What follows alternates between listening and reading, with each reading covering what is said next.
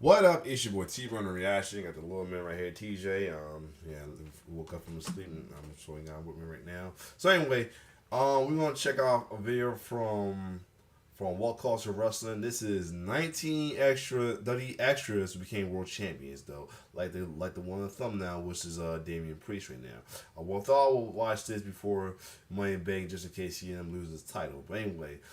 Always good to see humble beginnings as well too. It was a joke that we had. It was a joke talking about the guys who took the RKO and the Crossroad this past Friday on SmackDown, including one of them being Facade, where I just saw highlight him on Oh My God Wrestling highlight as well too. Could be potential WWE championship, future WWE championship as well too. Because 9 times out of 10, most of the guys who does their thing in the ring are got their start in WWE while they was doing anything in the Indies as an extra on WWE as well too. So without further ado, let's check out WWE's extra became champions. Let's get it. Everyone has to start somewhere, folks. And the same goes for many of the wrestling champions of the world, too. So with that in mind, let's have a look back on the often silly and pretty much always hilarious days these eventual superstars spent dancing around like goofballs and playing security guard within the biggest organization in the game. I am Gareth, this is What Culture Wrestling, and here are 19 WWE extras who became world champions. Number 19, Claudio Castagnoli. The first of many future world champions to pop up on WWE programming, acting like a person qualified to protect one of the product's stars. Claudio Castagnoli would actually first arrive in the land of sports entertainment back in 2006. At that point, the human horse was still doing his thing over in Ring of Honor, but he understandably jumped at the chance to appear on the WWE flagship Monday Night Raw on August 28th of that year. And it was on that night when the eventual ROH World Champion strutted into frame alongside none other than EC3, with those two future WWE talents pretending to be cops backing up Shane McMahon as he confronted a D-Generation X who had been terrorizing his father. Thankfully, most people remember this cringy exchange more for the Blackpool Combat Club man's sneaky early cameo rather than the string of inevitably dumb penis jokes spewed by Triple H and Shawn Michaels, or the awkward promoting of Vince McMahon's DVD. But simply, the segment has not aged all that well. Number 18, Adam Cole. Another eventual ROH World Champion whose journey to world title glory involved a brief WWE extra appearance. Future Undisputed Era and AEW man Adam Cole showed up in a SmackDown segment which aired on July 2nd, 2010, playing the role of a bloke drinking with the Straight Edge Society Serena, that is AEW's own Serena Deeb, in footage which showed her eventually being saved by I think they brought this up on recently as well too, because both of them are AEW now. I think they recently brought it up about that. CM Punk. It was actually later revealed that Cole was only given said extra gig as an apology. You see, originally he'd been sent an email by WWE saying they were so impressed by his work that they wanted to give him a tryout. But as Cole would later reveal to the Wrap, he soon realized that the company had made a mistake, with his itinerary actually containing Xavier Woods' real name of Austin Watson and not his own. Cole's real name is Austin Jenkins, so it was likely just a case of someone mixing up the last names, wasn't it? It all worked out though, with a 19-year-old Cole being over the moon about getting to drink ginger ale on WWE TV with Selena. He didn't do too badly in the years that followed that cameo either, did he? Number 17, Bron Breakker, Carmelo Hayes, and Trick Williams. Now let's just get this out of the way early. While many may not technically class the NXT Championship as a world title, the fact it's the top strap on one of the biggest brands in wrestling currently means it just about qualifies for this list, because it's my list and I make the rules. And with that in mind, when Samoa Joe, the ass as the top champ in developmental, Bron Breakker, Carmelo Hayes, and Trick Williams joined them.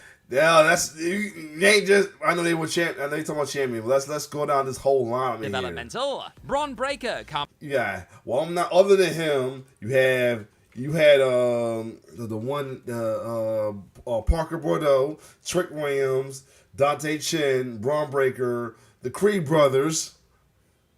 Mello Hayes and Trick Williams joined the many before them to have played the part of tough-looking Von security White, guard. Breaker actually did this a number of times Yep, before and lifting got- the NXT and Championship, got, being choked present out. when the aforementioned Adam Yup, Cole I and remember Kyle that too. O'Reilly went at it on August 10th, 2021's edition of the Black and Gold Show, and getting choked out by Samoa remember Joe that. during an Oh, August yeah. 3rd, 2021 segment with Karrion Kross. In order to wear that NXT gold, you have to do your time as a protector of the people, it seems. That's Now like I've got a quick NXT was a bit. NXT was a thing at the time, and it was like that was well known for having like guys who worked in the PC played security or cops. Yup. question for you. Who do you think is the greatest NXT champion of all time? Is it Breaker, Hayes, Williams, or someone else? You let me know in the comment section down below. Number 16, Liv Morgan. Keep it in NXT for this next entry. Before fans were watching her beat Ronda Rousey and lift the SmackDown Women's Championship on the main roster, they actually first saw Liv Morgan pretending to be one of them.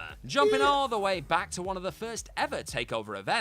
February 11th, 2015's Rival show boasted a glamorous Tyler Breeze entrance, which involved a fan jumping the rail and hopping onto the selfie stick star. Wow. This fan, aka Liv Morgan, I would should then remember be that taken part. away by security. But this wasn't the last we'd see of the future world champion before her NXT in-ring debut. Morgan, who had been signed to a WWE deal a few months earlier, would then appear in a Breeze entrance at the TakeOver Unstoppable show on wow. May 20th too. This time as a person taking selfies with the black and gold worker before his match with Finn Balor. Number 15, Keith Lee. yo. Keith Lee was always an Oh, absolute send that freak of glory. nature who possessed the sort of Oh man, they could be doing way better with him with AEW, man. I hope he gets some kind of something soon. Even if you have to go to the hillside, but still. limitless potential many felt would take him right to the top of the industry. And while he still hasn't quite managed to get his hands on a singles WWE main roster or AEW World, That spot still me when we came at Finn with the little pop up.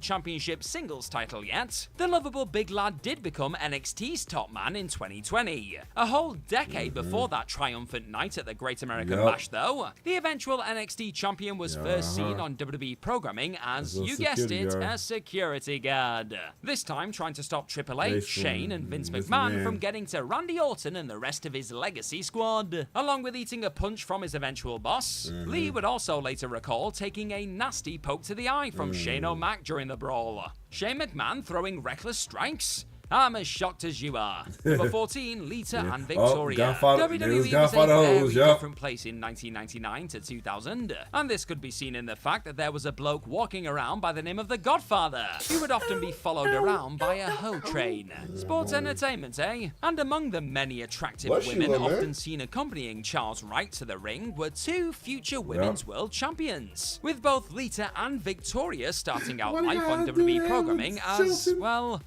hoes. Lita was the first to appear, hopping on this train on the July 5th, 1999 edition of Raw is War, with Victoria later joining the gang at WrestleMania 2000, before eventually becoming the head hoe, and being involved in a Save the Hoes campaign. Most of that was forgotten though by the time these two eventual legends were making a name I for them. thought she was part of the one that part because what was going on with that was because I think this was after Godfather turned heel and became the Good Father as part of the Right to Censor.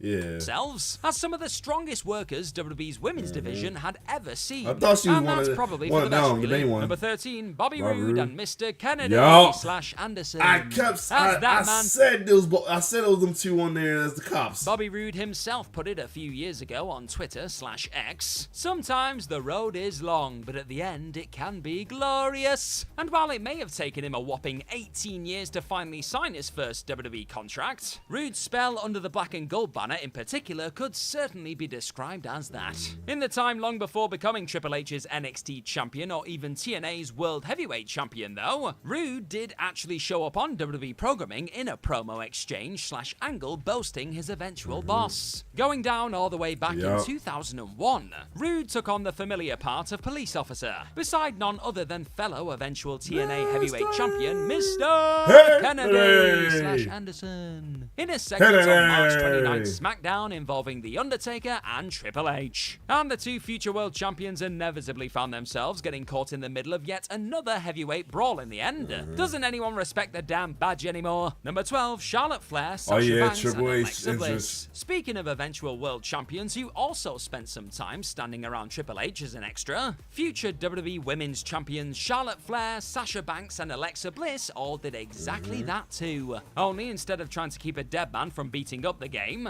they were tasked with making the King of Kings look like even more of a muppet than usual at WrestleMania 30. Going full bow down to the king, a Trips wearing a ridiculous skull mitt crown was joined by the future world champions on the epic stage, with each of the soon-to-be superstars donning their own masks and helping the eventual head of WWE Creative with his big red cloak. It was all kinds of dumb, but must have certainly been an unbelievably cool experience for all three of the gifted then NXT workers. Number 11, Tommaso Ciampa. He may be classed as one of the greatest NXT champions of all time, and still one of the most intense workers on the WWE roster to this day. But there was once a that dickhead on my damn screen. I'm talking about Homelander.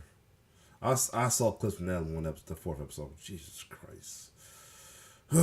time when the fierce Tommaso Ciampa was anything but on WWE TV. 13 years before lifting Goldie for the very first time on the black and gold brand, Ciampa actually found himself stood opposite the Phenom inside of a WWE ring. Not as a wrestler though. Nope, instead the up-and-coming worker was thrown into a suit and told to pretend to be one of Muhammad Hassan's lawyers. Why? Well, this all went down 1 week on from the infamous terrorist angle involving The Undertaker being targeted by Hassan's masked men, which aired a day after the 7/7 London bombings, with UPN eventually calling for the Hassan character to be taken off TV. So to get around his absence, WWE had Ciampa's Thomas Whitney Esquire explain why Hassan wouldn't be appearing on the Blue Show. That segment obviously didn't end too well for the future NXT champion, with the lawyer receiving a chokeslam and tombstone for his troubles. Thanks a ton for checking out this video today, folks. Now go and hit that subscribe button down below for more of this What Culture Wrestling stuff in your day. Number 10, Sheamus.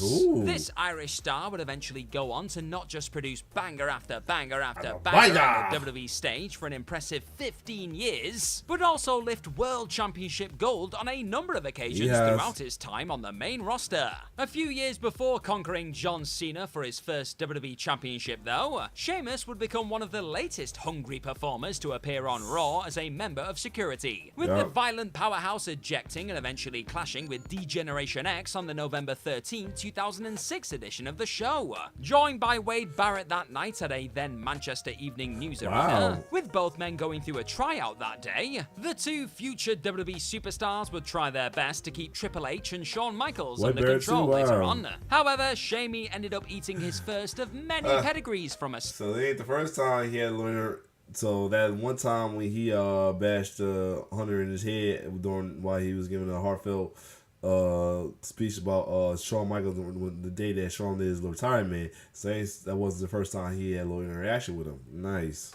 Star he'd eventually fight at WrestleMania 26 in the end. Interestingly enough, it turns out another eventual world champion in Drew McIntyre was actually supposed to be involved in these segments that night too. But after being told he looked too much like a wrestler and would need to chop his hair off, Drew refused and was kept in the back. Number 9, Johnny Gargano. Johnny Gargano's first ever WWE appearance has become the stuff of hilarious legend. The year was 2007, and as a warm-up contest for his upcoming WrestleMania 23 bout against Chris Benoit, MVP decided he'd test himself against the champion of Liechtenstein himself, Cedric Von Hausen. The United States Championship challenger swiftly defeated a hat and lederhosen wearing Gargano on the night of March 23rd. But this wouldn't be Johnny's last WWE cameo before eventually going on to become the heart and soul of NXT. In 2010, the future NXT champion also went full security guard on the May 25th edition of the show. That would eventually become the developmental brand we know today. Number 8, Diamond Dallas Page.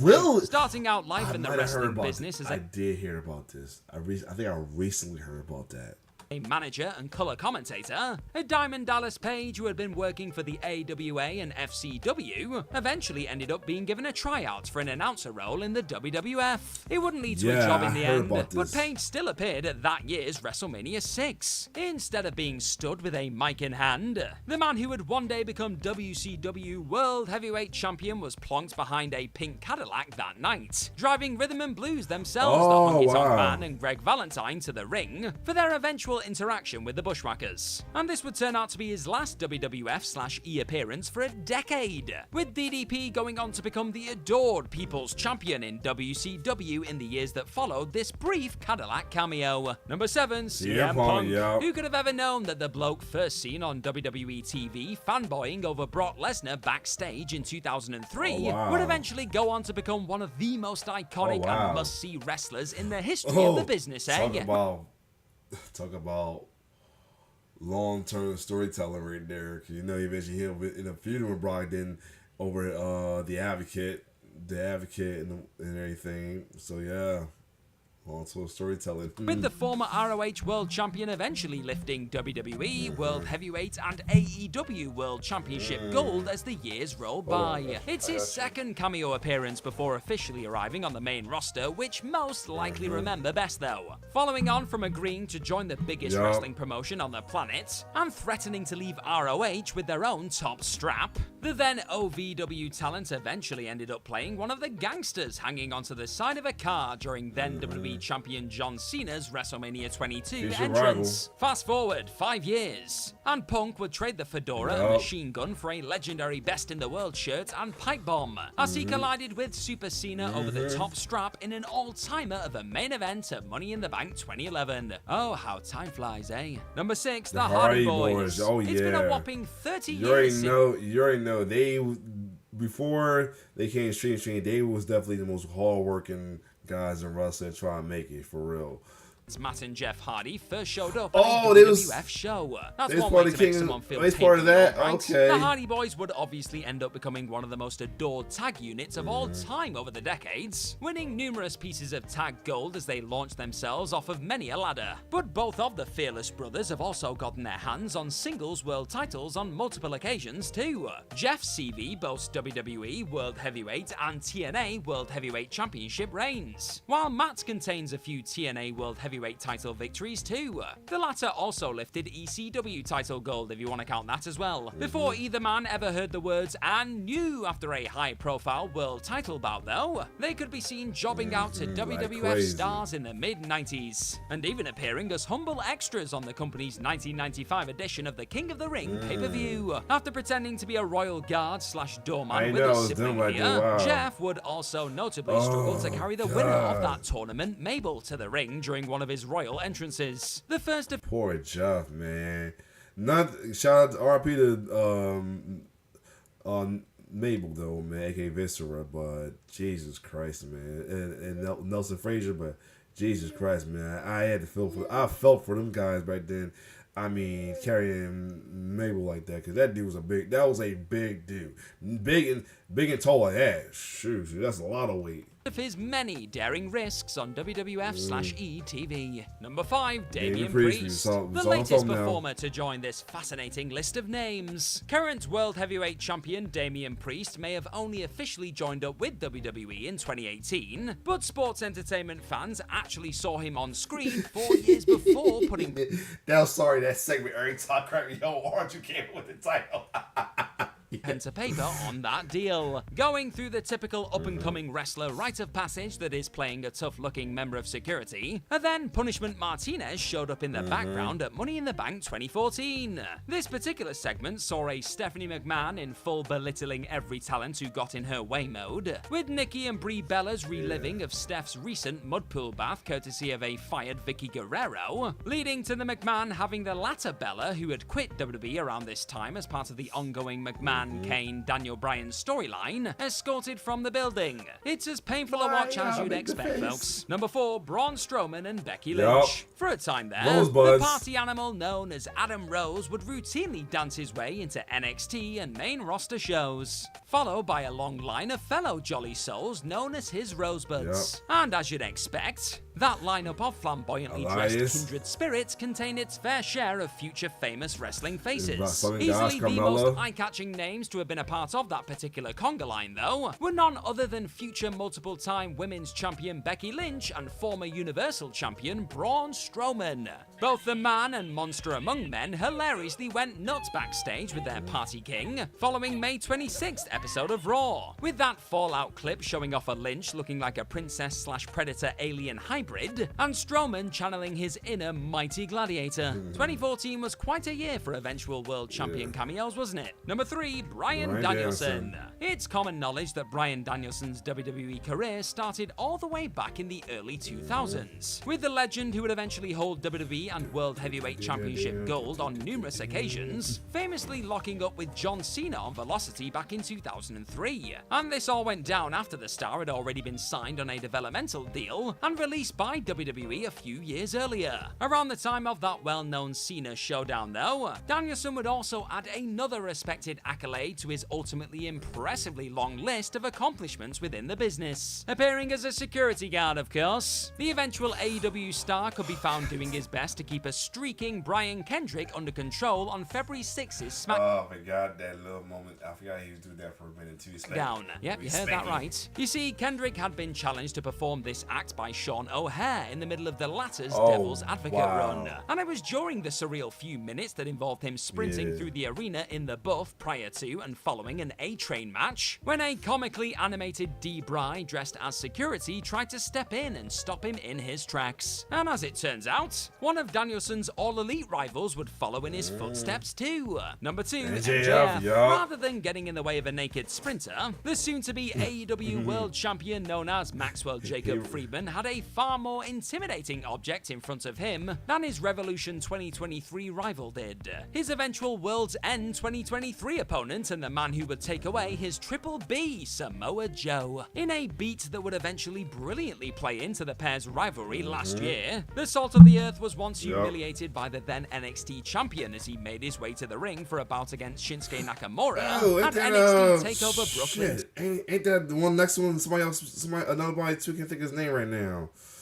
Oh, he's in the crew with Tony Nese.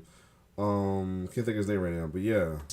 Shoving the yellow-shirted security Friedman out of the way, it was that little moment of bullying from Joe after MJF's WWE tryout that day, which would only make that chip on the 19-year-old's shoulder even bigger, using that embarrassing push as fuel to fire him right to the very top. Number 1, Jon Moxley. The man who would go on to become the undisputed ace of All Elite Wrestling. Jon Moxley made his WWE main roster singles debut as Dean Ambrose against none other than the legendary Undertaker in April 2013. Not a bad first night at the office, right? But weirdly enough, this wasn't actually the first time he'd made a main roster debut alongside the Dead Man. Let me explain. Jumping all the way back to 2006, Mox, fresh off of a tryout appearance on Velocity, was given the chance to be a part of the Phenom's chilling return entrance at that year's Royal Rumble. And it was here when he appeared as a druid holding one of Taker's torches, before the spooky big man fired out lightning from his hands to freak out Kurt Angle. A few more tryouts and years later, and this hooded extra would finally be handed a developmental deal, kicking off a WWE run which would ultimately lead to WWE Championship glory.